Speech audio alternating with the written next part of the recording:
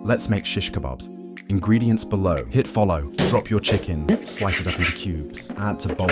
Squeeze your garlic. Add your A1. Now your soy sauce. Get your lime. Chop. Squeeze. Mix it up. Place your skewers in water. Store it all overnight. Add chicken to skewers. We sprayed skewers with pan. We are going to cook on grill. But you can cook how you like.